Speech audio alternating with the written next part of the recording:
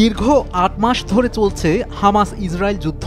হামাসকে ধ্বংস করার target Israeli প্রধানমন্ত্রীর। তবে যুদ্ধে খুব একটা সুবিধা করতে পারছে না ইহুদিবাদী দেশটি।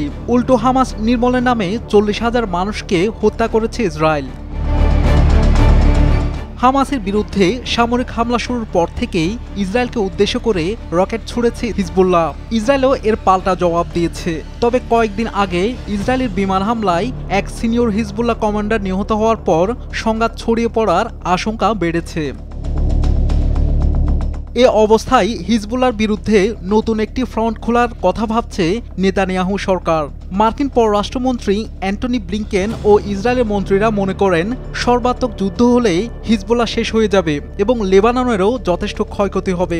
তবে গবেষণা সংস্থা centre for international and strategic স্টাডিজের মতে সেরকম যুদ্ধ হলে ইসরায়েলকেও যথেষ্ট মাশুল গুনতে হবে, কারণ শক্তি ও আঞ্চলিক অবস্থার দিক থেকেই হিজবুল্লাহ হামাসের চেয়ে সুবিধাজনক অবস্থানে আছে। যুক্তরাষ্ট্রে নিযুক্ত ইসরায়েলের সাবেক রাষ্ট্রদূত মাইকেল ওরেনের মতামত অনেকটা সেরকম।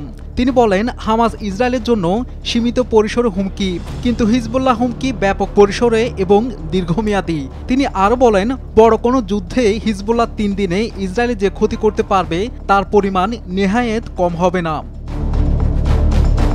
কিছুদিন আগে হিজবুল্লাহ ড্রোন দিয়ে ইসরায়েলের হাইফা বন্দরের একটি ভিডিও প্রকাশ করে।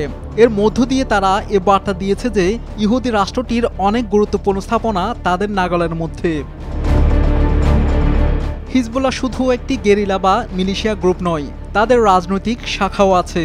লেবাননের রাজনীতিতেও তাদের যথেষ্ট প্রভাব রয়েছে।